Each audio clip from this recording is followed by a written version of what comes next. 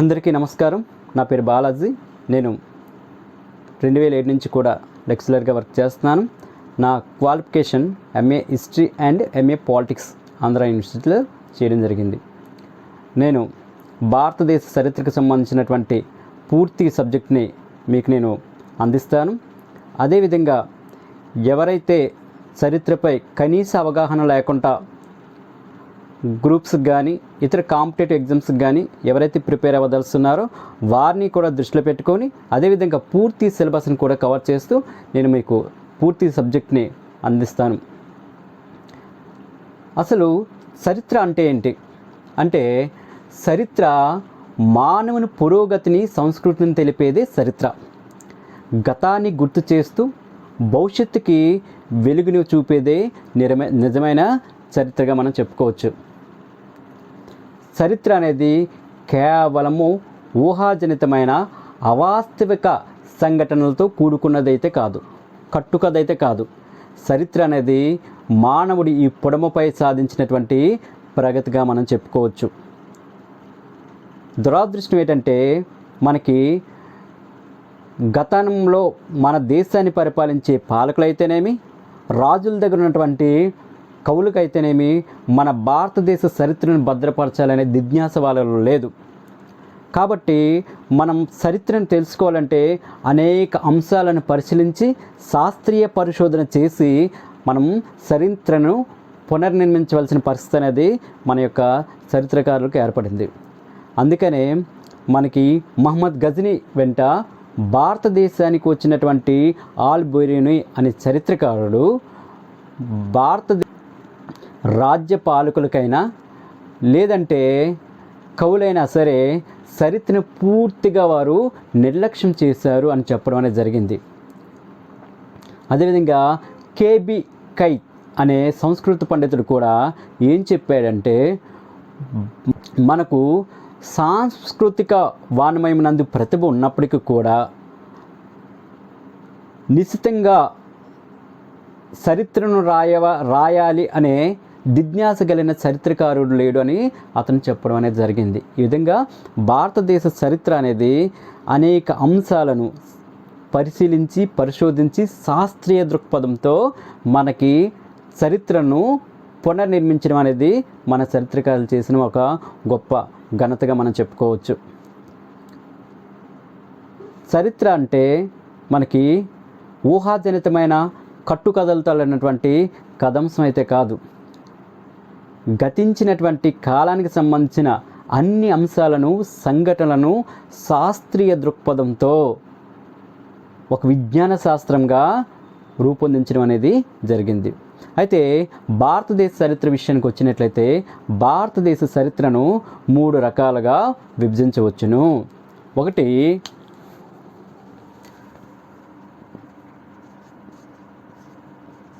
ప్రాచీన భారతదేశ చరిత్ర. ప్రాచీన భారతదేశ చరిత్ర. 2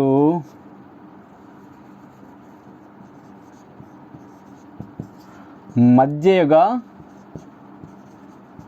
భారతదేశ చరిత్ర. 3 ఆధునిక భారతదేశ చరిత్ర. భారతదేశ చరిత్రను 3 భాగాలుగా విభజించడం జరిగింది.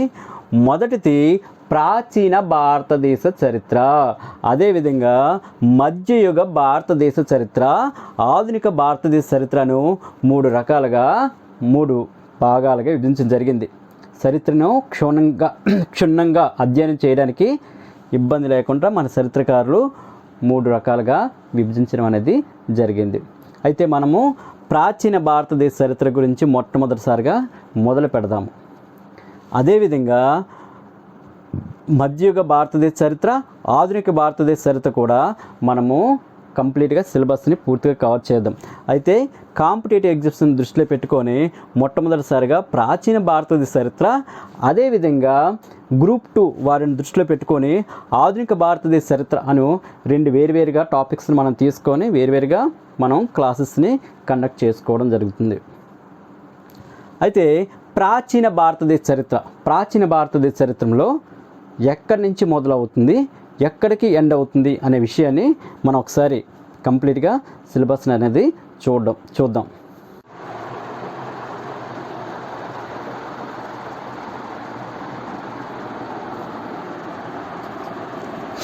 మనము ప్రాచీన భారతదేశ చరిత్రలో ఏ అంశాలని మనం పూర్తిగా కవర్ చేస్తామంటే, మొట్టమొదట పూర్వ చారిత్రక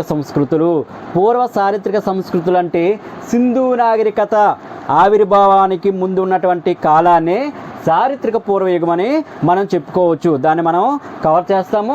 అదేవిధంగా సింధు నాగరికత దాన్ని కూడా మనం కవర్ చేస్తాము. లోహయుగము దాని సంస్కృతులు, లోహయుగము నాటి సంస్కృతులు, ఆర్య నాగరికత, క్రీస్తు పూర్వం 6వ శతాబ్దంలో వెలిసినటువంటి జైన బౌద్ధ మతాల గురించి, అదేవిధంగా మహాజనపదాలు వీటి గురించి కూడా మనం కవర్ చేస్తాము. మగధ సామ్రాజ్యం నందవంశం యొక్క విజృంభణ పత్రం గురించి మనం చెప్పుకుంటాము. అదేవిధంగా మౌర్య సామ్రాజ్యం గురించి కూడా మనం పూర్తిగా కవర్ చేస్తాము. ఇక్కడ ఏంటంటే చంద్రగుప్త మౌర్యుడు రాజ్య స్థాపన, అదేవిధంగా అశోకుడు మౌర్య సామ్రాజ్య పత్రము దీని గురించి మనం కవర్ చేస్తాము. అదేవిధంగా శుంగవంశము, కన్వవంశము, పార్థియన్లు, గ్రీకులు, శకులు, కుషానులు, అదేవిధంగా కళింగ వంశం, కారవేలుడు, దక్షిణాపదలో అవతరించినటువంటి మౌర్య సామ్రాజ్య అనంతరము దక్షిణాపదంలో అవతరించినటువంటి శాతవాహనులు, సంగమయుగము, గుప్తయుగము, హర్షుడు, చాళుక్యులు, పల్లవ సంస్కృతి, దక్షిణాపద రాజ్యాలు అయినటువంటి కాకతీయులు, హోయసాలులు, పాండ్యులు, అదేవిధంగా దేవగిరి యాదవులు వీరి గురించి మనం కవర్ చేస్తాము. భక్తి ఉద్యమము, అదేవిధంగా సూఫీ ఉద్యమం అవన్నీ కూడా ఇందులో వస్తాయండి.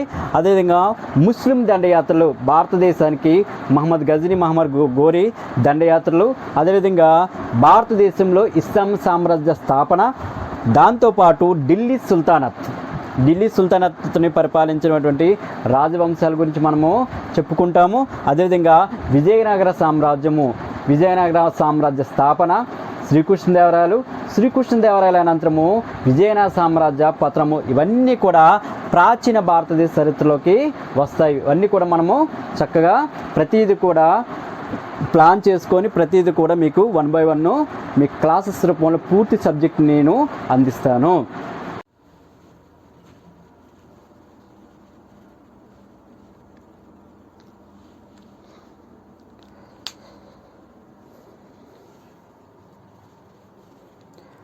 భారతదేశం చరిత్రను తెలుసుకోవడానికి మనకి శాస్త్రీయ ఆధారాలు అనేవి చాలా ఉన్నాయి. దాని ద్వారా మాత్రమే చరిత్రని పునర్నిర్మించడం అనేది జరిగింది. ఊహాగానాలతో, కథలతో భారతదేశ చరిత్రను అయితే నిర్మించలేదు. భారతదేశ చరిత్రను తెలుసుకోవడానికి ముఖ్యంగా 2 ఆధారాలుగా విభజించవచ్చు. భారతదేశ చరిత్రను తెలుసుకోవడానికి 2 భాగాలుగా విభజించవచ్చు. సాహిత్య ఆధారాలు, అదేవిధంగా పురావస్తు ఆధారాలు. పురావస్తు ఆధారాలు 2 రకాలుగా భారతదేశ చరిత్రని విభజించవచ్చు. సాహిత్య ఆధారాలని వాన్మయ ఆధారాలను కూడా అంటారు. సాహిత్య ఆధారాలంటే లిఖితపూర్వకంగా, రాతపూర్వకంగా ఉన్నటువంటి ఆధారాలనే సాహిత్య ఆధారాలు అని చెప్పడం అనేది జరుగుతుంది. సాహిత్య ఆధారాలని మరలా 2 రకాలుగా డివైడ్ చేయడం జరిగింది. ఒకటి దేశీయ రచనలు, అదేవిధంగా 2 విదేశీయ రచనలు అని 2 రకాలుగా విభజించడం అనేది జరిగింది. దేశీయ రచనలు అంటే ఏంటి? మన దేశంలో ఉన్నటువంటి కవులు లేదా చరిత్రకారులు రాసినటువంటి రచనలనే దేశీయ రచనలు అంటారు. విదేశీ రచనలు అంటే ఏంటి? విదేశీయులు ఆయా కాలాలలో భారతదేశాన్ని పర్యటించి భారతదేశంలో ఉన్నటువంటి పరిస్థితుల్ని, సామాజిక, ఆర్థిక, రాజకీయ పరిస్థితులన్నింటినీ కూడా వాళ్ళు తమ గ్రంథస్థం చేయడం జరిగింది. దాన్నే విదేశీ రచనలు అంటారు. సింహళ బౌద్ధ గ్రంథాలు చెప్పుకోవచ్చు. అదేవిధంగా మెగస్తనీస్ ఇండికా. మెగస్తనీస్ అనేవాడు ఎవరంటే చంద్రగుప్త మౌర్యుడు కాలంలో ఇతడు భారతదేశానికి వచ్చినటువంటి గ్రీకు రాయబారి ఎవరు?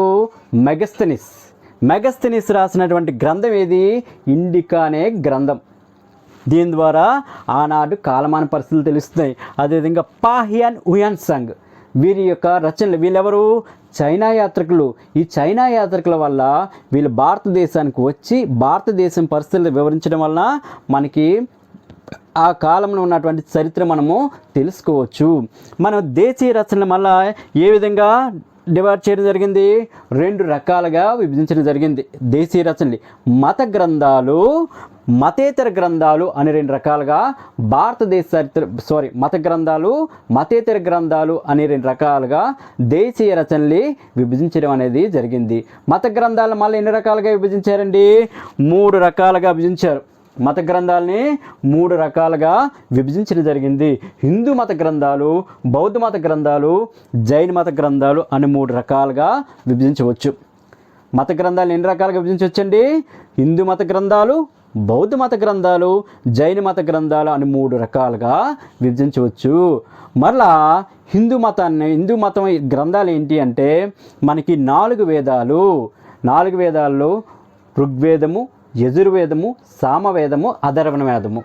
ఋగ్వేదము, యజుర్వేదము, సామవేదము, అథర్వవేదం అను 4 వేదాలు. ఋగ్వేదమే ఆది గ్రంథం అని కూడా అంటారు. నెక్స్ట్ చెప్తాను.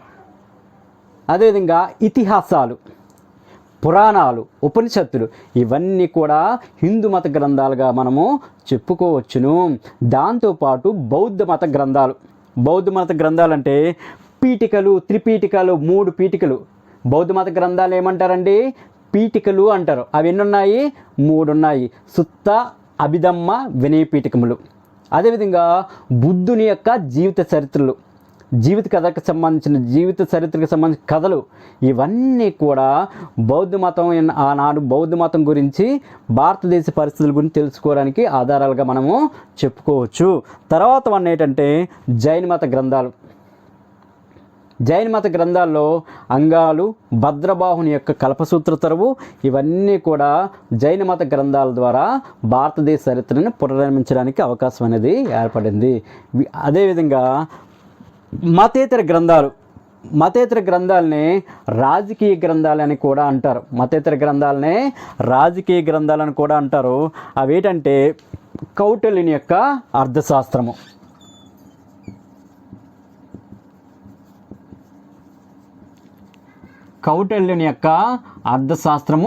అదేవిధంగా మనకి కలహనుడి యొక్క రాజతరంగిణి,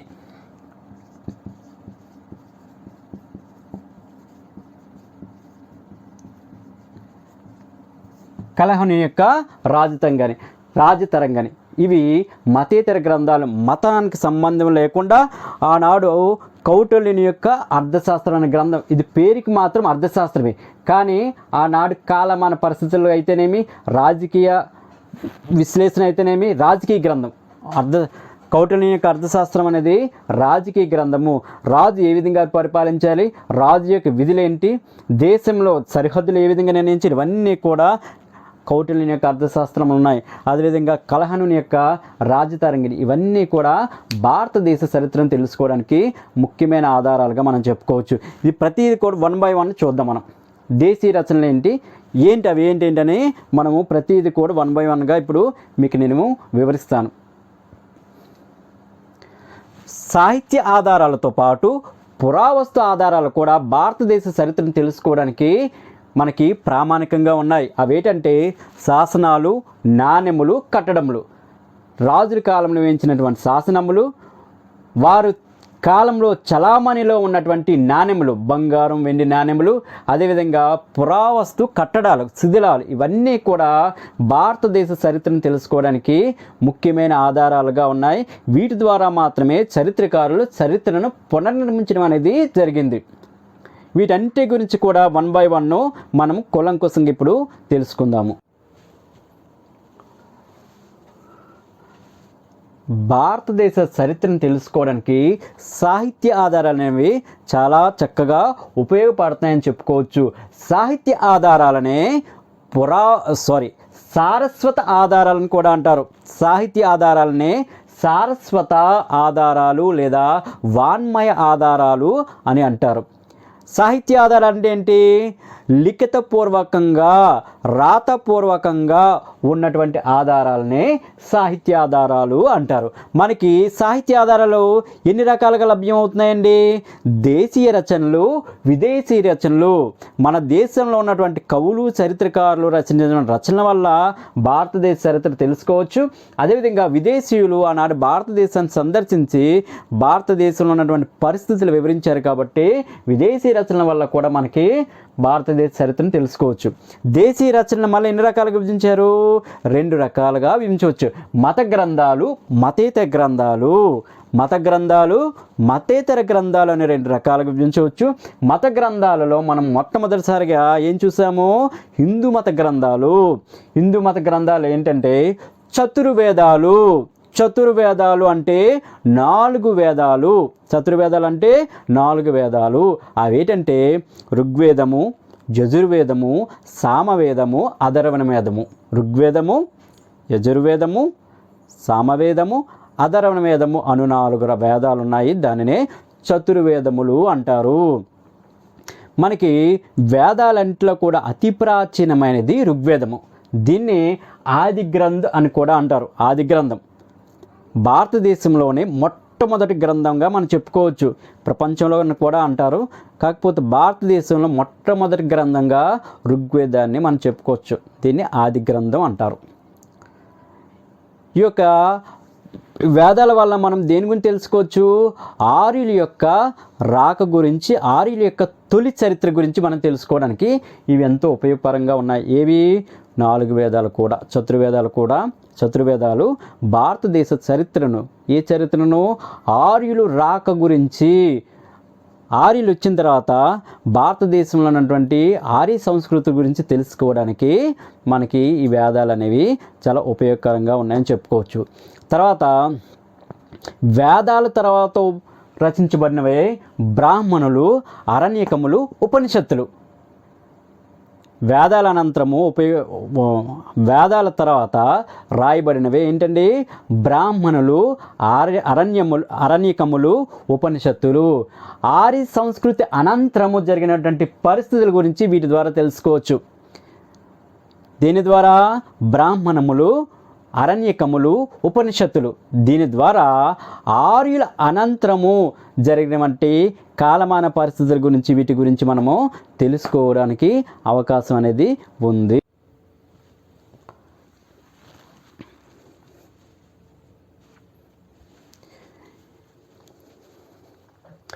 హిందూ మత గ్రంథాల తర్వాత భారతదేశ చరిత్రను తెలుసుకోవడానికి బౌద్ధ మత గ్రంథాలు కూడా చాలా ప్రముఖ పాత్ర వహిస్తున్నాయి. అవి పాలీ సంస్కృత భాషలో ఆనాడు రాయబడ్డాయి. ఆనాడు బుద్ధుని యొక్క బోధనలు కానీ, ఆనాడు గ్రంథాలు కానీ సామాన్య మానవులు, అతి సామాన్య మానవులకు అర్థమయ్యే విధంగా పాలీ భాషలో బుద్ధుడు బోధనలు చేసేవాడు. అదేవిధంగా ఆ పాలీ భాషలోనే ఆనాడు బౌద్ధానికి సంబంధించిన రచనలన్నీ కూడా జరిగాయి.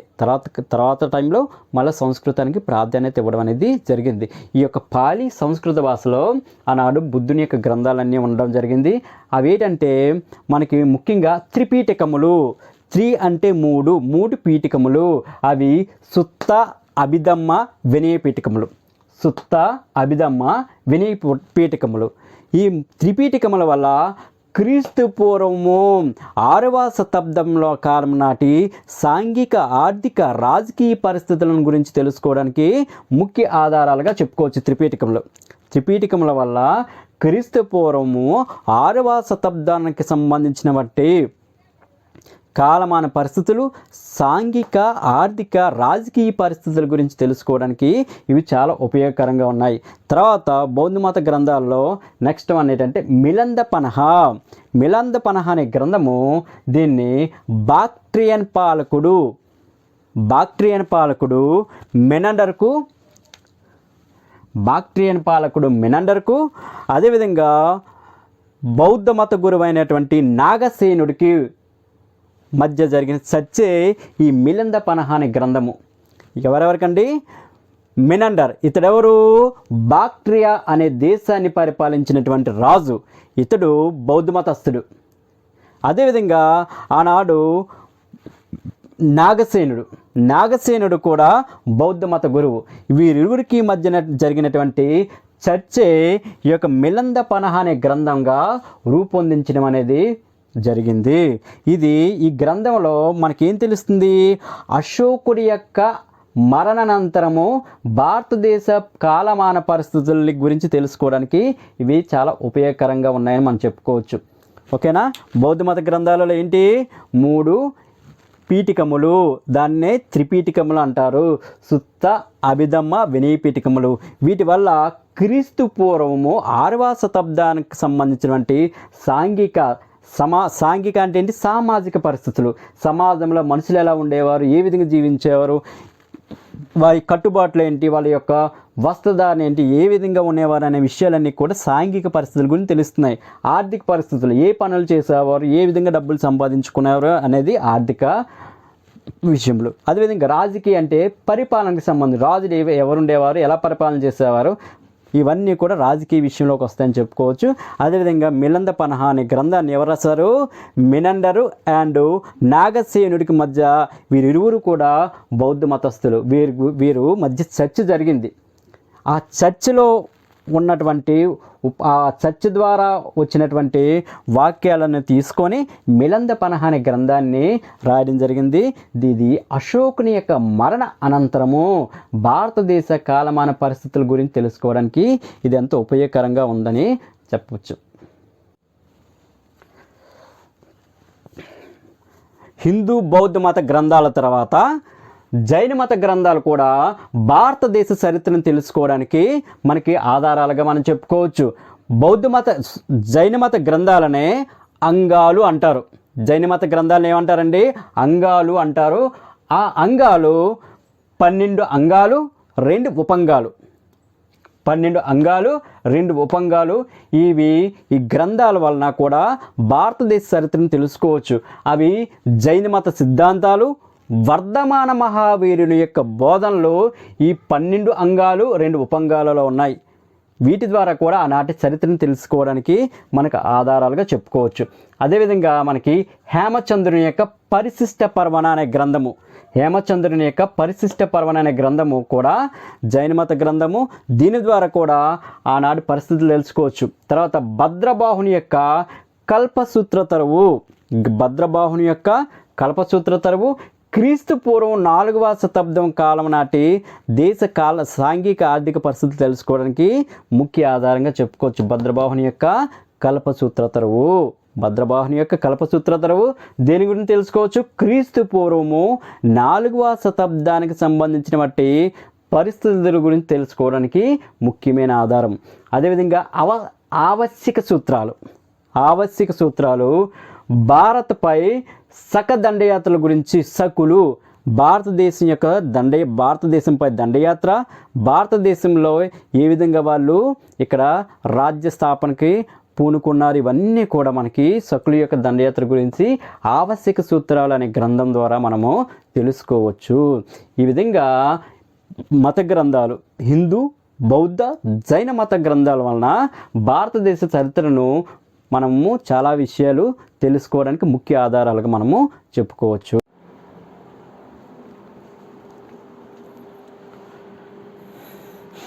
మత గ్రంథాలు తర్వాత మతేతర గ్రంథాలు భారతదేశ చరిత్రను తెలుసుకోవడానికి చాలా ఉపయోగకరంగా ఉన్నాయని చెప్పుకోవచ్చు. మతేతర గ్రంథాలని మనము 2 రకాలుగా విభజించవచ్చు. ఒకటి చారిత్రక గ్రంథము, 2 సారస్వత గ్రంథము. చారిత్రక గ్రంథం అంటే ఏంటి? చరిత్రను తెలిపే గ్రంథాలు. ఆడ రాజ్యం కానీ, పాలకులు కానీ, ప్రజలు కానీ వాటి గురించి తెలిపే గ్రంథాలనే చారిత్రక గ్రంథాలు అని చెప్పుకోవచ్చు. సారస్వత గ్రంథాలు అంటే సాహిత్యం గురించి వివరించే గ్రంథాలని సారస్వత గ్రంథాలు లేదా సాహిత్య గ్రంథాలని చెప్పవచ్చు. చారిత్రక గ్రంథాల్లో మనము మొట్టమొదటిసారిగా కౌటిల్యుని యొక్క అర్థశాస్త్రము, కౌటిల్యుడు రచించినటువంటి అర్థశాస్త్రము. కౌటిల్యుడు ఎవరు అంటే మౌర్య చంద్రగుప్తుడు మౌర్య సామ్రాజ్యాన్ని అధిరోహించడానికి ప్రధాన కారకుడు కౌటిల్యుడు. ఇతన్నే చాణక్యుడని కూడా అంటారు.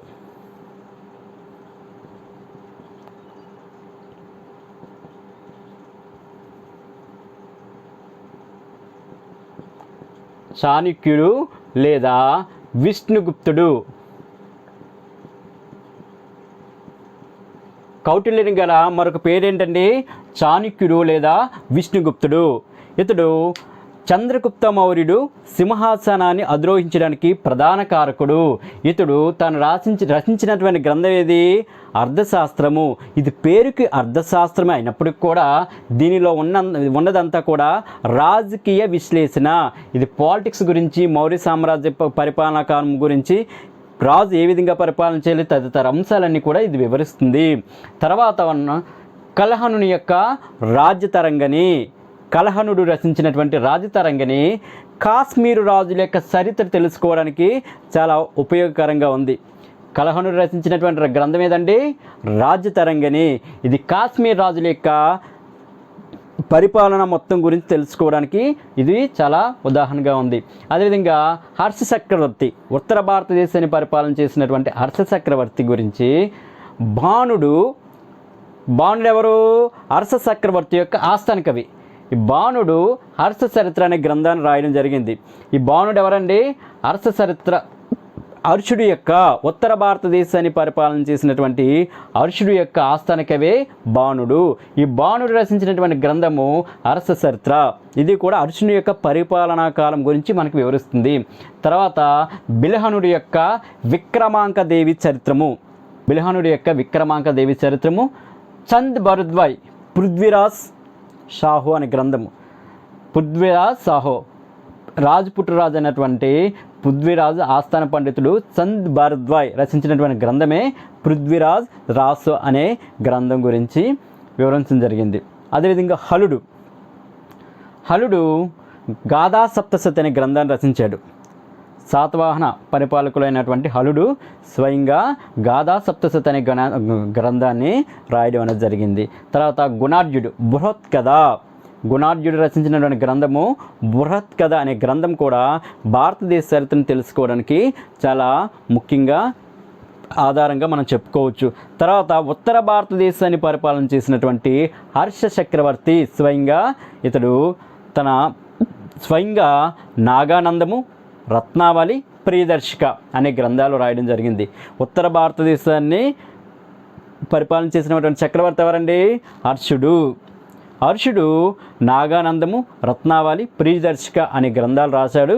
ఈ గ్రంథాల వలన మనం క్రీస్తు శకము 7వ శతాబ్దం నాటి ఉత్తర భారతదేశంలో ఉన్నటువంటి రాజకీయ, సాంఘిక, ఆర్థిక పరిస్థితులను క్షుణ్ణంగా మనకు తెలుసుకోవడానికి చాలా ఉపయోగకరంగా ఉన్నది.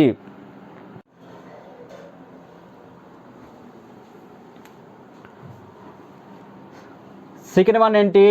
సారస్వత గ్రంథాలు. సారస్వత గ్రంథాల్లో పాణిని రాసినటువంటి అష్టాధ్వయి, పాణిని అనే కవి రాసినటువంటి అష్టాధ్వయి క్రీస్తు పూర్వములో గణతంత్ర రాజ్యాల యొక్క స్థితిగతుల గురించి తెలుసుకోవడానికి మనకు ఉపయోగకరంగా ఉంది. పాణిని రాసినటువంటి అష్టాధ్వయి క్రీస్తు పూర్వంలో విరజిల్లినటువంటి మహాషోడశ జనపదాలు, వాటి గురించి తెలుసుకోవడానికి ఇది చాలా ఉపయోగకరంగా ఉంది. అదేవిధంగా పతాంజలి మహాభాష్యం అనే గ్రంథాన్ని రాయడం జరిగింది. పతాంజలి రచించినటువంటి గ్రంథం ఏది? మహాభాష్యము. ఇది క్రీస్తు పూర్వం 2వ శతాబ్దంలో భారతదేశానికి గ్రీకుల యొక్క దండయాత్ర గురించి మనం తెలుసుకోవడానికి చాలా ఉపయోగకరంగా ఉంది. పతాంజలి రచించినటువంటి మహాకావ్యం వలన క్రీస్తు పూర్వము 2వ శతాబ్దంలో భారతదేశానికి గ్రీకులు దండయాత్ర మొత్తం గురించి కూడా ఇది వివరిస్తుంది. తర్వాత గుప్తుల యొక్క పరిపాలన కాలంలో కాళిదాసు అనే మహాకవీంద్రుడు జీవించేవాడు. ఈ కాళిదాసు అనే మహాకవీంద్రుడు రఘువంశం అనే గ్రంథాన్ని రాశాడు. కాళిదాసు రఘువంశం అనే గ్రంథాన్ని రాయడం జరిగింది. ఈ రఘువంశం ద్వారా సముద్రగుప్తుడి యొక్క దండయాత్రలు, విజయాల గురించి తెలుసుకోవచ్చు. గుప్తరాజు అయినటువంటి సముద్రగుప్తుడి యొక్క దండయాత్రలు, విజయాల గురించి తెలుసుకోవడానికి ఈ యొక్క కాళిదాసు రచించినటువంటి రఘువంశం అనేది చాలా ఉపకరంగా ఉంది. అదేవిధంగా కాళిదాసు కవీంద్రుడు మాళవికాగ్నిమిత్రము అనే ఒక నాటకాన్ని రాశాడు. ఈ రఘువంశం అనేది ఒక కావ్యము, ఈ మాళవికాగ్నిమిత్రం అనేది ఒక నాటకము. ఇందులో విదిశా విదర్భ రాజ్యాలకు రాజకుమార్తె కుమారులైనటువంటి మాళవిక అగ్నిమిత్రుల యొక్క ప్రేమాయణం గురించి వివరించడం జరిగింది. విదిశా విదర్భ రాజ్యాల యొక్క కుమారుడు ఈ మాళవిక అగ్నిమిత్రుడు. వీరి యొక్క ప్రేమాయణం గురించి వివరించడం జరిగింది. ఈ ప్రేమాయణం ద్వారా విదిశా విదర్భ రాజ్యాల మధ్య వచ్చినటువంటి యుద్ధం గురించి కూడా ఈ యొక్క మాళవిక అగ్నిమిత్రం అనేది తెలుపుతున్నది. ఇది నెక్స్ట్ విశాఖదత్తుని యొక్క ముద్రా రాక్షసము. విశాఖదత్తుడు రచించినటువంటి ముద్రా రాక్షసం ద్వారా నందవంశ నిర్మూలన గురించి మనం తెలుసుకోవచ్చు. మౌర్య సామ్రాజ్యానికంటే ముందు విరజిల్లినటువంటి ఒక వంశం ఏది? నందవంశము. దానిని చంద్రగుప్త మౌర్యుడు, చాణక్యుడు ఏ విధంగా నిర్మూలించారు అనేది విశాఖదత్తుని యొక్క ముద్రా రాక్షసం ద్వారా మనం తెలుసుకోవచ్చు. విశాఖదత్తుడు రచించినటువంటి గ్రంథం ఏది? ముద్రా రాక్షసము. ఈ ముద్రా రాక్షసం ద్వారా నందవంశ నిర్మూలన గురించి తెలుసుకోవచ్చు. నందవంశం అంటే మౌర్య సామ్రాజ్యానికి అంటే ముందుగా విరజిల్లినటువంటి మగధను పరిపాలించినటువంటి రాజ్యం ఏది? నందవంశము. నవనందులు పరిపాలన చేసేవారు. వారి కాలంలో చాణక్యుడు చంద్రగుప్తుడిని ఉపయోగించి నందవంశ నిర్మూలన ఏ విధంగా చేశాడు, అదేవిధంగా చాణక్యుడు చంద్రగుప్తుడు మధ్య మైత్రి ఏంటి అనేది విశాఖదత్తుని యొక్క ముద్రా రాక్షసం ద్వారా మనము తెలుసుకోవచ్చు. అదేవిధంగా బాణుని రాసినటువంటి స్వప్న వాసుదత్త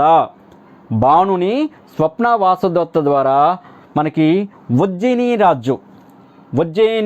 అనే రాజ్యాన్ని పరిపాలించినటువంటి రాజు ప్రద్యోత్య గురించి, ఆ కాలంలో ఉన్నటువంటి పరిస్థితుల గురించి మనకి పూర్తిగా తెలుసుకోవడానికి ఉపయోగకరంగా ఉంది ఈ యొక్క స్వప్న వాసుదత్త. ఈ స్వప్న వాసుదత్త అనే గ్రంథాన్ని రాసినటువంటి వ్యక్తి బాణుని.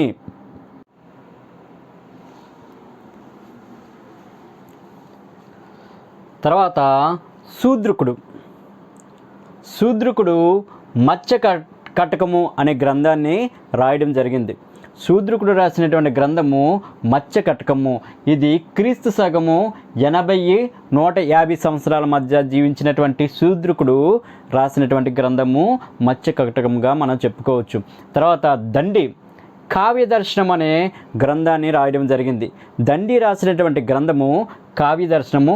ఇది క్రీస్తు పూర్వము 6-7 శతాబ్దాల కాలం నాటి కాలమాన పరిస్థితుల గురించి తెలుసుకోవడానికి ఇది చాలా ఉపయోగకరంగా ఉంది. దండి రాసినటువంటి గ్రంథము కావ్య దర్శనము.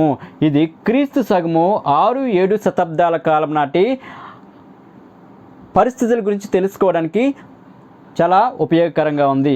అదేవిధంగా అశ్వఘోషుడు బుద్ధ చరిత్ర అనే గ్రంథాన్ని రాయడం జరిగింది. అశ్వఘోషుడు రచించిన గ్రంథము బుద్ధ చరిత్ర.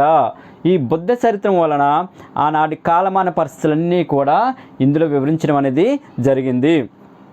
తర్వాత ఇవే కాకుండా సారస్వత గ్రంథాల్లో విజ్ఞాన గ్రంథాలు కూడా ఇమిడి ఉన్నాయి.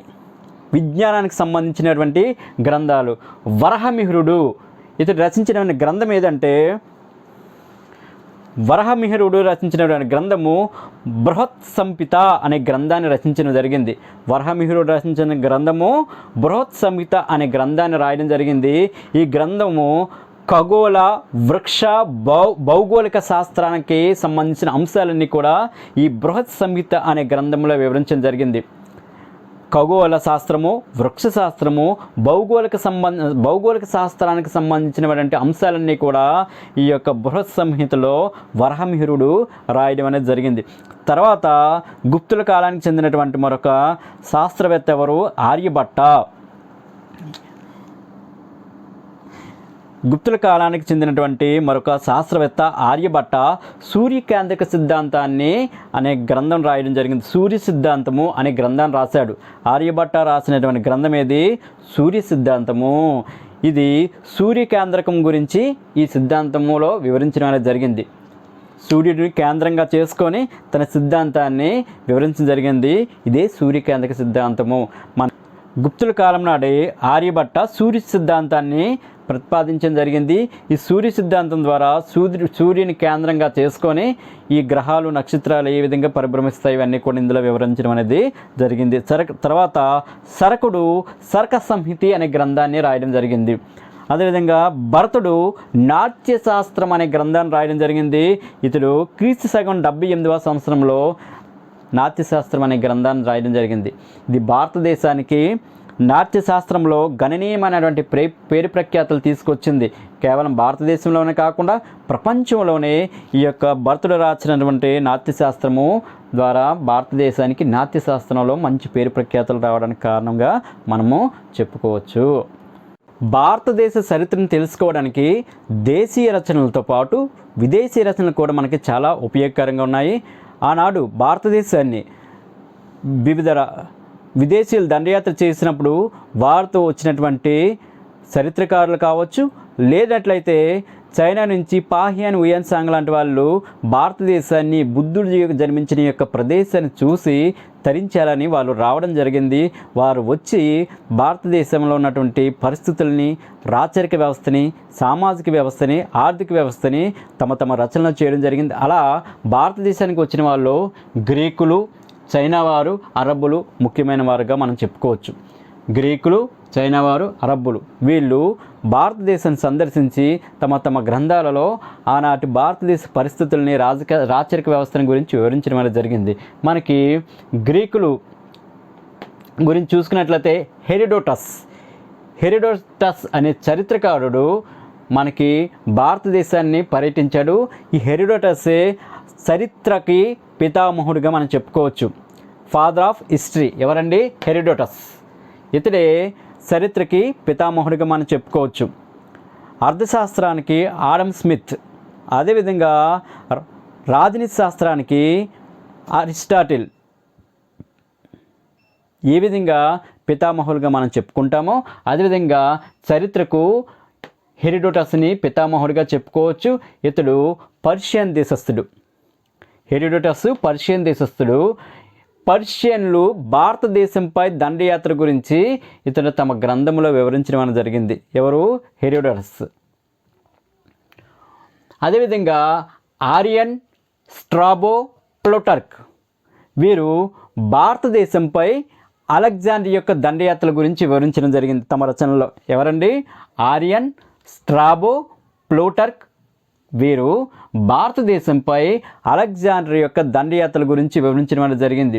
తర్వాత మెగస్తనీస్, ఇతడు రాసినటువంటి గ్రంథం ఏదండి? ఇండికా. మెగస్తనీస్ ఎవరంటే ఇతడు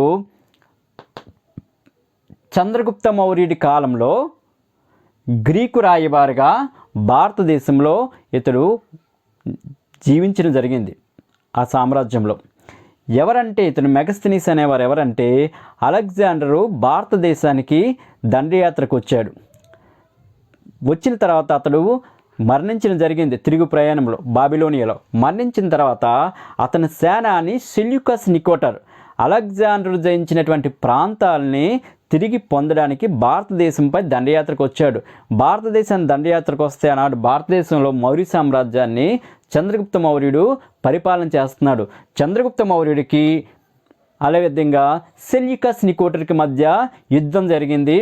ఈ యుద్ధంలో సెల్యూకస్ నికోటర్ ఓడిపోయి అలెగ్జాండర్ జయించిన ప్రాంతాలని చంద్రగుప్త మౌర్యుడికి అప్పజెప్పి తన కుమార్తెని హిలియాని కూడా ఆయనకి వివాహం చేయడం జరిగింది చంద్రగుప్త మౌర్యుడికి. అదేవిధంగా గ్రీకుకి మౌర్య సామ్రాజ్యానికి మధ్య రాయబారిగా మెగస్తనీస్ని మౌర్య సామ్రాజ్యంలో ఉంచడం జరిగింది. ఇది రాసినటువంటి గ్రంథమే ఇండికా అనే గ్రంథము. ఇది మౌర్య సామ్రాజ్యం యొక్క పరిపాలన విధానం గురించి, రాచరిక వ్యవస్థ గురించి, అక్కడ ఉన్నటువంటి కాలమాన పరిస్థితి అన్నింటినీ కూడా వివరించడం జరిగింది. ఇది మౌర్య సామ్రాజ్యం గురించి చాలా ఇంపార్టెంట్ గ్రంథంగా మనం చెప్పుకోవచ్చు. అదేవిధంగా టాలమీ క్రీస్తు శకం 130వ సంవత్సరంలో భారతదేశాన్ని పర్యటించడం జరిగింది. ఈ టాలమీ యొక్క పర్యటన వల్ల కూడా క్రీస్తు శకం 130 కాలం నాటి భారతదేశం యొక్క పరిస్థితులన్నీ కూడా మనం కూలంకుషంగా అవగాహన చేసుకోవడానికి ఈ టాలమీ రచనలు కూడా మనకి ఉపయోగపడుతున్నాయి. ఈ విధంగా గ్రీక్ రచనల వల్ల కూడా భారతదేశ చరిత్రను, గతించినటువంటి చరిత్రను పునర్నిర్మించడానికి గ్రీకు చరిత్రకారులు రాసిన గ్రంథాలు చాలా ఉపయోగకరంగా ఉన్నాయని మనము చెప్పుకోవచ్చు.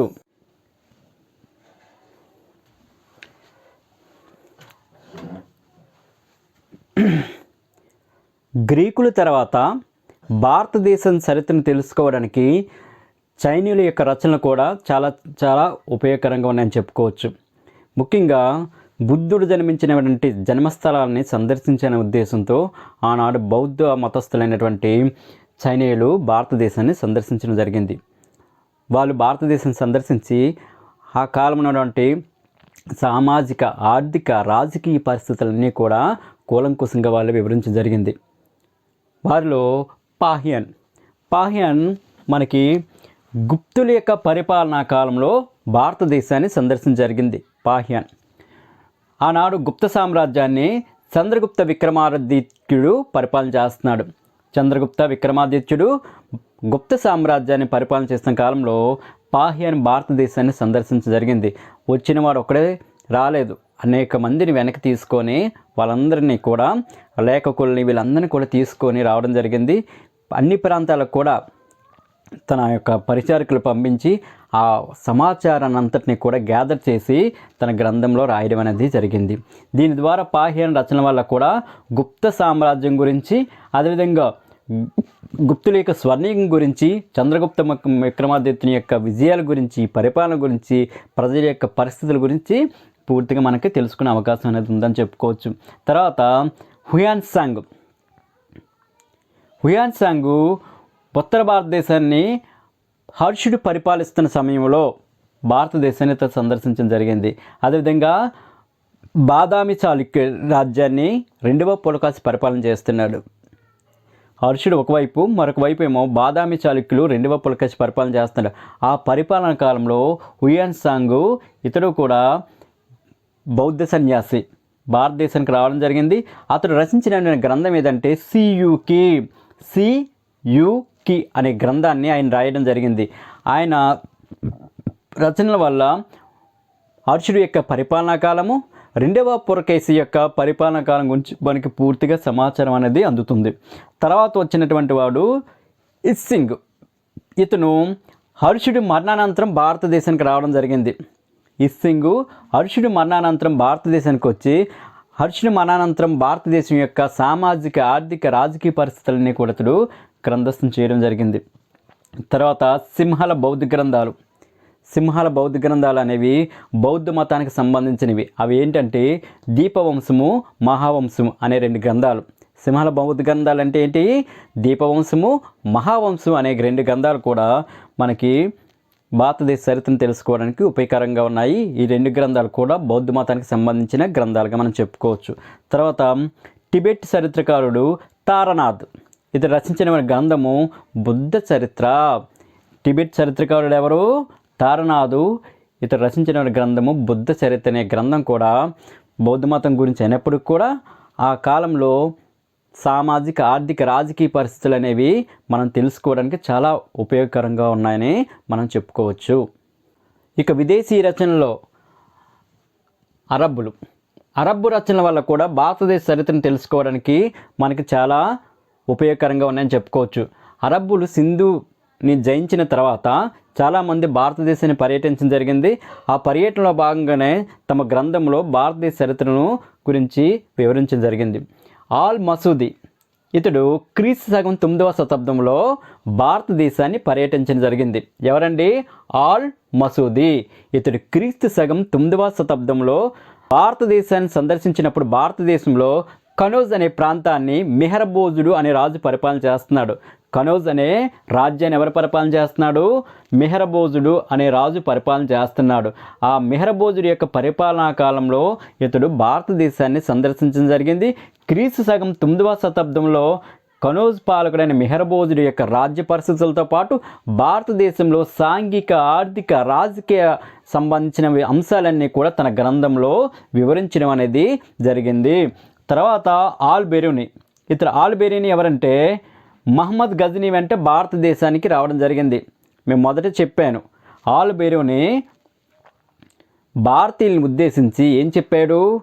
భారతదేశ చరిత్రను భద్రపరచాలనే జిజ్ఞాస ఆనాడు రాజుల్లో కానీ, కవులలో కానీ, చరిత్రకారులో కానీ లేదు అని చెప్పడం అనేది జరిగింది. ఇతడు మహమ్మద్ గజనీ భారతదేశానికి దండయాత్రకు వచ్చినప్పుడు ఆ దండయాత్ర సమయంలో మహమ్మద్ గజనీ వెంట ఇతడు భారతదేశం రావడం జరిగింది. ఆల్ బెరూని ఇతడు సంస్కృత పండితుడు. ఇతడు రచించిన గ్రంథం వల్ల భారతదేశంలో గణిత, భౌతిక, ఖగోళ, తత్వశాస్త్రాల అభివృద్ధి గురించి మనకు తెలుసుకోవచ్చు. ఏంటంటే గణిత శాస్త్రము, భౌతిక శాస్త్రము, ఖగోళ శాస్త్రము, తత్వశాస్త్రాల యొక్క అభివృద్ధి గురించి మనకు క్షుణ్ణంగా తెలుసుకోవడానికి ఆల్ బెరూని యొక్క రచనలు చాలా ఉపయోగపడుతుందని చెప్పుకోవచ్చు. ఆనాడు ప్రపంచంలోనే మన దేశంలో ఉన్నటువంటి గణిత, భౌతిక, ఖగోళ, తత్వశాస్త్రాల్లో గణనీయమైనటువంటి అభివృద్ధిని మనం సాధించామని ఇతని రచనల వల్ల మనకు తెలుసుకోవడానికి అవకాశం ఉందని చెప్పుకోవచ్చు. తర్వాత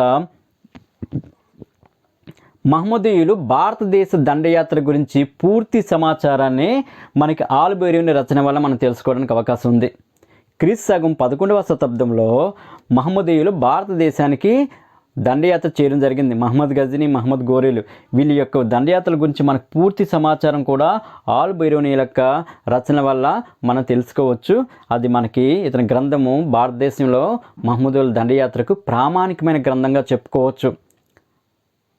అదే దీన్ని మనం ప్రామాణికంగా తీసుకొని పలానా టైంలో వీళ్ళు వచ్చారు అని మనము చరిత్రను తెలుసుకోవడానికి ఈ ఆల్ బెరూని రచన అనేది చాలా ఉపయోగకరంగా ఉందని చెప్పుకోవచ్చు.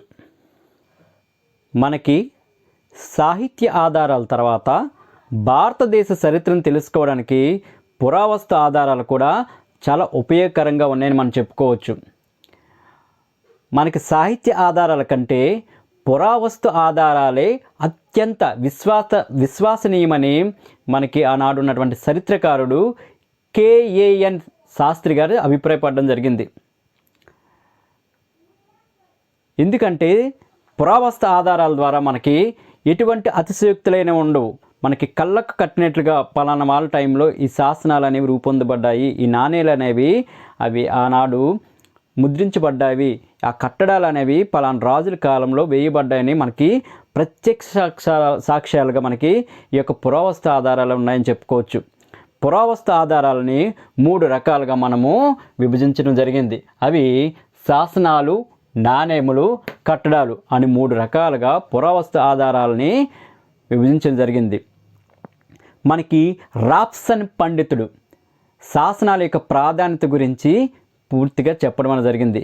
శాసనాలు అనేవి ఏ కాలానికి చెందినవో ఆ దేశానికి సంబంధించినటువంటి సాంఘిక, ఆర్థిక, రాజకీయ పరిస్థితి తెలుసుకోవడానికి శాసనాలు చాలా ఉపయోగకరంగా ఉంటాయని రాప్సన్ పండితుడు చెప్పడం అనేది జరిగింది. ప్రాచీన భారతదేశ చరిత్రను పునర్నిర్మించడానికి శాసనాలు అనేవి ముఖ్యమైన ఆధారాలుగా మనం చెప్పుకోవచ్చు.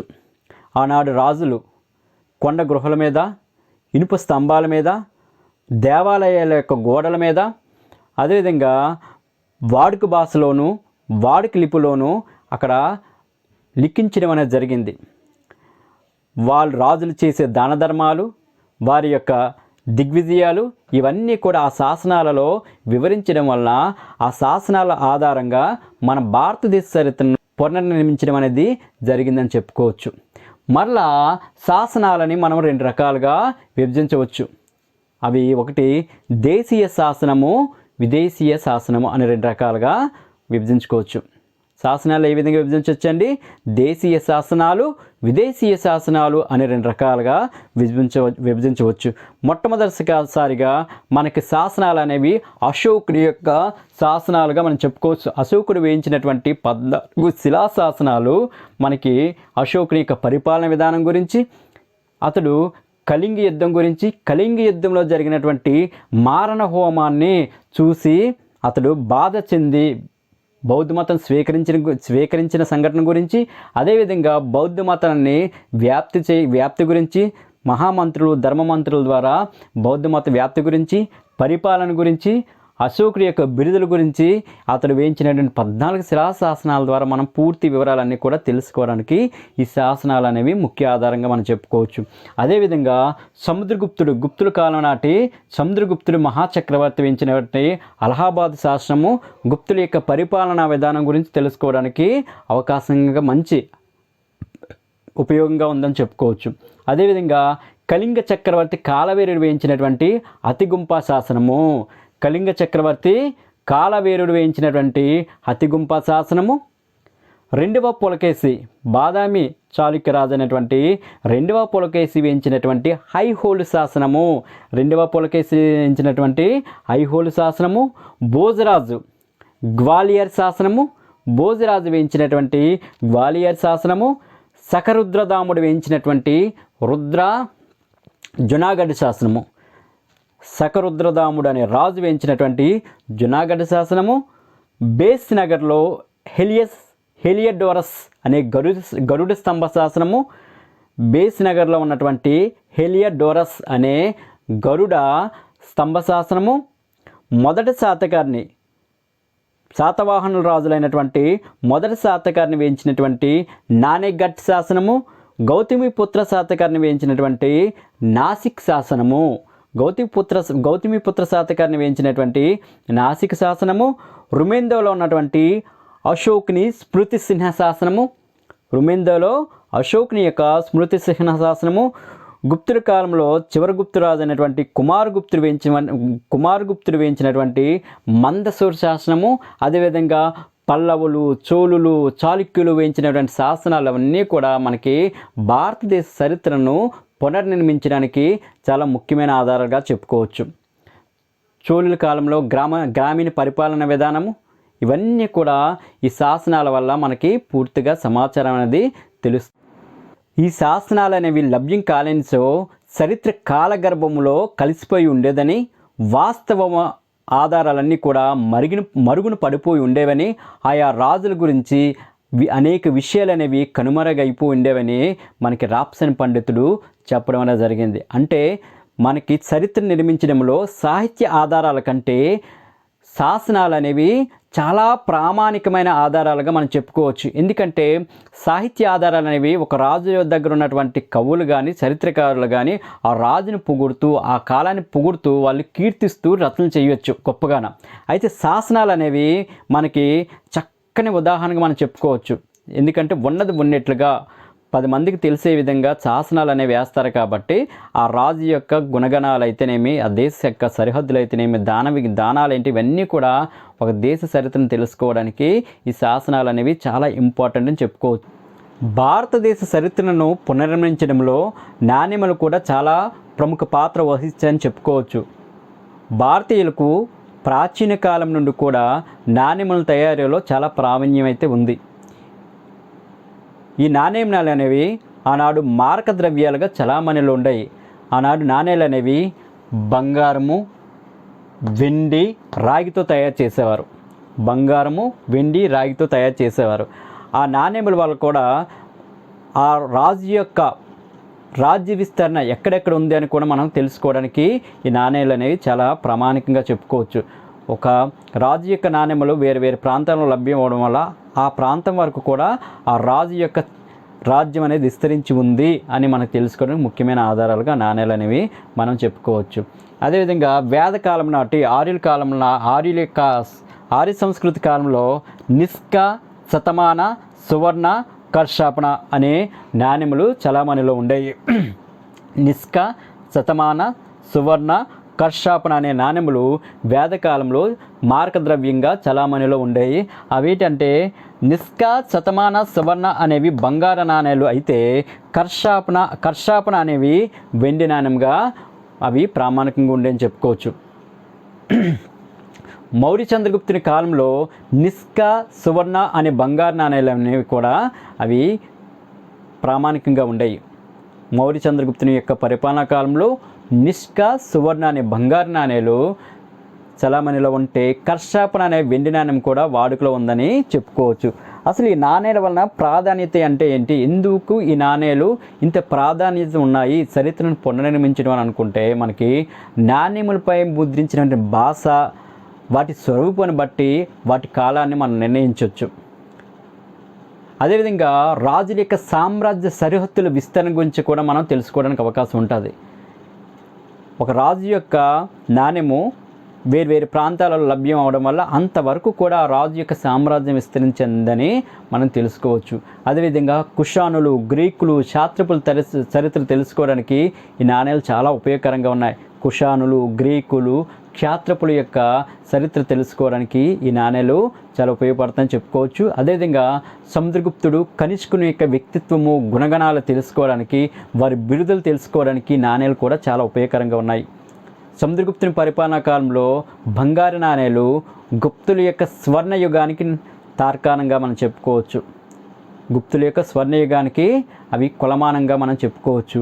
అదేవిధంగా చివరి గుప్తరాజు అనేటువంటి స్కందగుప్తుని యొక్క నాణేలు హూనుల యొక్క దండయాత్ర గురించి మనకు తెలుసుకోవడానికి, ఆర్థిక దుస్థితి తెలుసుకోవడానికి మనకి ప్రామాణికంగా మనం చెప్పుకోవచ్చు. హూనులు దండయాత్ర చేశారు గుప్త చివరి చక్రవర్తి అయినటువంటి స్కందగుప్తుని యొక్క పరిపాలనా కాలంలో. దీని గురించి మనకు పూర్తి సమాచారం అనేది తెలుస్తుంది. అదేవిధంగా శాతవాహనులు అయినటువంటి యజ్ఞశ్రీ నాణేలపై వాడముద్రలు ఉన్నాయి. శాతవాహన రాజు యజ్ఞశ్రీ నాణ్యములపై వాడబొమ్మలు ముద్రించడం వలన వాళ్ళు విదేశీ వ్యాపారం చేసేవారనే విషయం మనకి కూలంకషంగా తెలుస్తుంది. అదేవిధంగా తమిళనాడులోను, ఆంధ్రాలోను మనకి రోమన్ సామ్రాజ్యానికి సంబంధించినటువంటి నాణేలు ముద్రించడం వలన లభ్యం కావడం వల్ల రోమన్కి భారతదేశానికి మధ్య వర్తక వ్యాపారాలు సాగాయి అనే విషయం కూడా మనకి జూడి అవుతుంది. అదేవిధంగా ముద్రించడం వలన లభ్యం కావడం వల్ల రోమన్కి భారతదేశానికి మధ్య వర్తక వ్యాపారాలు సాగాయి అనే విషయం కూడా మనకి జూడి అవుతుంది. అదేవిధంగా మనకి పురాణాలలో ఇచ్చినటువంటి సమాచారానికి, నాణ్యంలో ఉన్నటువంటి విషయానికి కరెక్టా కాదా అని తెలుసుకోవడానికి నాణ్యములు కూడా చాలా ప్రామాణికంగా ఉన్నాయని మనం చెప్పుకోవచ్చు. భారతదేశ చరిత్రను పునర్నిర్మించడంలో శాసనాలు, నాణ్యములతో పాటు పురావస్తు శిథిలమైన కట్టడాలు కూడా చరిత్రను పునర్నిర్మించడంలో ప్రముఖమైన పాత్ర వహిస్తుందని చెప్పుకోవచ్చు. ముఖ్యంగా మనకి లార్డ్ కర్జన్ వైస్రాయ్గా భారతదేశాన్ని పరిపాలించుతున్న సమయంలో మనకి 1906వ సంవత్సరంలో పురావస్తు శాఖను ప్రారంభించడం జరిగింది. అతడు ఎప్పుడైతే పురావస్తు శాఖను ప్రారంభించాడో భారతదేశానికి సంబంధించినటువంటి పురావస్తు ఆధారాలు అనేవి, అనేక శిథిలాలు, కట్టడాలు అన్నీ కూడా మనకి బయటపడ్డాయి. చారిత్రక పూర్వయుగానికి సంబంధించినటువంటి మృన్మయ పాత్రలు, కుండలు, వారు ఉపయోగించిన వస్తువులు, ఎముకలు, ఇవన్నీ కూడా అనేక అంశాలు మనకు బయటపడ్డాయి. అందులో భాగంగానే లార్డ్ కర్జన్ ఏం చేశారంటే పురావస్తు శాఖకు డైరెక్టర్గా సర్ జన్ మార్షల్ నియమించడం జరిగింది. సర్ జన్ మార్షల్ని పురావస్తు శాఖ డైరెక్టర్గా నియమించడం జరిగింది. ఇతడి ఆధ్వర్యంలోనే మనకి 1922వ సంవత్సరంలో సింధు నది పరివాహక ప్రాంతాలలో అనుమానాస్పదంగా ఉన్నటువంటి ప్రాంతాలలో త్రవ్వకాలు జరిపిస్తే ప్రపంచమే ఆశ్చర్యపోయినటువంటి ఒక అద్భుతమైన ప్రాచీన నాగరికత అనేది బయటపడింది. అదే సింధు నాగరికత.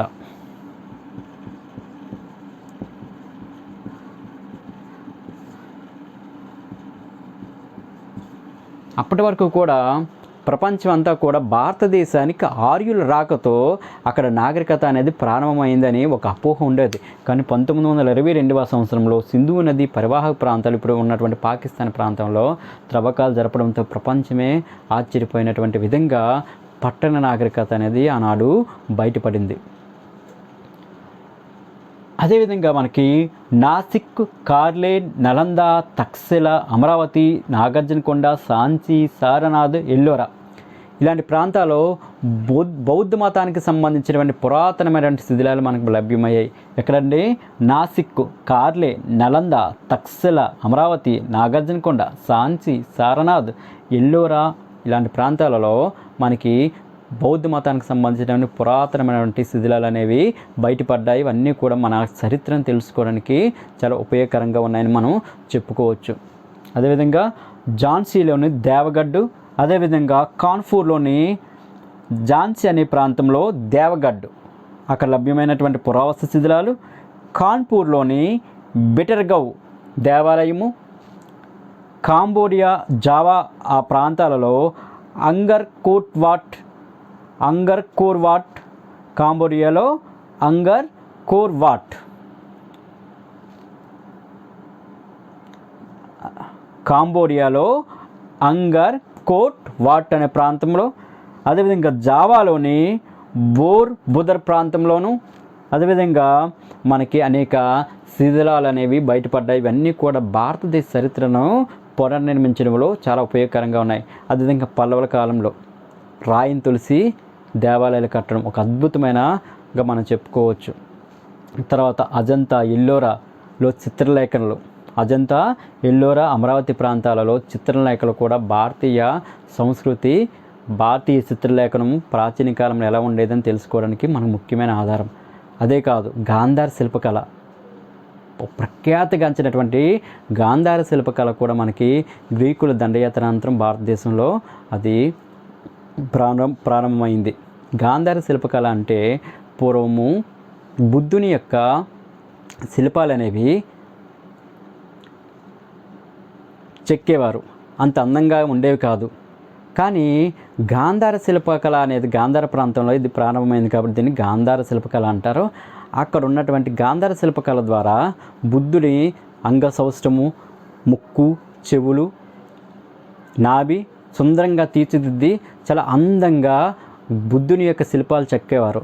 అందువలన గాంధార శిల్పకళ అనే ఆ యొక్క శిల్పకళకు పేరు వచ్చింది. ఇవన్నీ కూడా మనకి పురావస్తు శిథిలాలుగా చెప్పుకోవచ్చు. ఇవన్నీ కూడా మనము భారతదేశ చరిత్రను వెలికి తీయడంలో చాలా ఉపయోగపడ్డాయని ఇప్పుడు నేను చెప్పిన విధంగా భారతదేశ చరిత్ర బేసిక్స్ నాలెడ్జ్తో నేను స్టార్ట్ చేయడం జరిగింది. ఇప్పటివరకు కూడా భారతదేశ చరిత్ర గల ఆధారాలు ఏంటంటే ముందు 2 రకాలుగా మనం చెప్పుకోవచ్చు. సాహిత్య ఆధారాలు, పురావస్తు సంబంధమైన ఆధారాలు. సాహిత్య ఆధారాలని లిటరరీ సోర్స్ అంటారు, పురావస్తు ఆధారాలని ఆర్కియలాజికల్ సోర్సెస్ అని చెప్పడం అనేది జరిగింది. మరలా సాహిత్య ఆధారాలని ఎన్ని రకాలుగా విభజించారు? దేశీయ రచనలు, విదేశీయ రచనలు, ఇండిజినియస్ అండ్ ఫారిన్ అనే 2 రకాలుగా విభజించడం జరిగింది. మనకి పురావస్తు ఆధారాలని మరలా 3 రకాలుగా విభజించడం జరిగింది. శాసనములు, నాణెములు, పురావస్తు శిథిలాలు లేదా కట్టడాలుగా విభజించడం జరిగింది. మన దేశీయ రచనలు ఎన్ని రకాలుగా విభజించారు? మత గ్రంథాలు, మతేతర గ్రంథాలు అని 2 రకాలుగా విభజించడం జరిగింది. మత గ్రంథాలు ఏంటి వచ్చాయి? హిందూ మత గ్రంథాలు, బౌద్ధ మత గ్రంథాలు, జైన మత గ్రంథాలు. హిందూ మత గ్రంథాలు ఏంటున్నాయి? 4 వేదాలు, ఇతిహాసాలు, ఉపనిషత్తులు, పురాణాలు, ఇవన్నీ కూడా హిందూ మత గ్రంథాలుగా మనం చెప్పుకోవచ్చు. అదేవిధంగా బౌద్ధ మత గ్రంథాలు చూసుకున్నట్లయితే త్రిపీఠికలు, సుత్త, వినయ, అభిధమ్మ పీఠకములు, అదేవిధంగా బుద్ధుని యొక్క జీవిత కథలు, ఇవన్నీ కూడా బౌద్ధ మత గ్రంథాలుగా మనం చెప్పుకోవచ్చు. తర్వాత జైన మత గ్రంథాల్లో అంగాలు, భద్రవాహుని యొక్క కల్పసూత్ర తరువు, ఇవన్నీ కూడా జైన మత గ్రంథాలుగా మనం చెప్పుకోవచ్చు. మరలా మతేతర గ్రంథాలలో మనం ఏమొచ్చాయి? మతేతర గ్రంథాలనే రాజకీయ గ్రంథాలను కూడా మనము చెప్పడం అనేది జరిగింది. వాటిలో కౌటిల్యుని యొక్క అర్థశాస్త్రము, కలహనుడి యొక్క రాజతరంగా, ఇవన్నీ కూడా మనకి మతేతర గ్రంథాలుగా చెప్పుకోవచ్చు. మరి విదేశీ రచనలు మనం చెప్పుకున్నాం. విదేశీ రచనలు ఏంటి? చైనా వారి రచనలు, గ్రీకు రచనలు, అరబ్బుల రచనలు. చైనా వారు చెప్పాను కదా, హుయాన్ సాంగ్, పాహియన్ యొక్క రచనలు, గ్రీకులు రచనలు, అదేవిధంగా అరబ్బుల రచనలు, ఇవన్నీ కూడా భారతదేశ చరిత్రను పునర్నిర్మించడంలో ప్రముఖ పాత్ర వహిస్తుందని చెప్పుకోవచ్చు. ఇక్కడి నుంచి మనం మొదలుకొని నేను ప్రతి క్లాసెస్ని కూడా బేసిక్స్తో పాటు ఫుల్ సిలబస్ని కవర్ చేస్తూ నేను మీ ముందుకి క్లాసెస్ అనేవి తీసుకురావడానికి జరుగుతుంది. మీరందరూ కూడా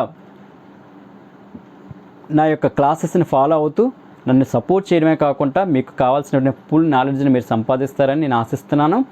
అదేవిధంగా మన ఛానల్ పేరు శ్రీ బాలాజీ ఎడ్యుకేషన్. శ్రీ బాలాజీ ఎడ్యుకేషన్ అనే ఛానల్ మీరందరూ కూడా లైక్ చేసి, షేర్ చేసి, సబ్స్క్రైబ్ చేసి, బెల్పై యాక్టివేట్ చేసి మన ఛానల్ని ప్రమోట్ చేస్తారని, మీరందరూ కూడా సపోర్ట్ చేస్తారని ఆశిస్తున్నాను.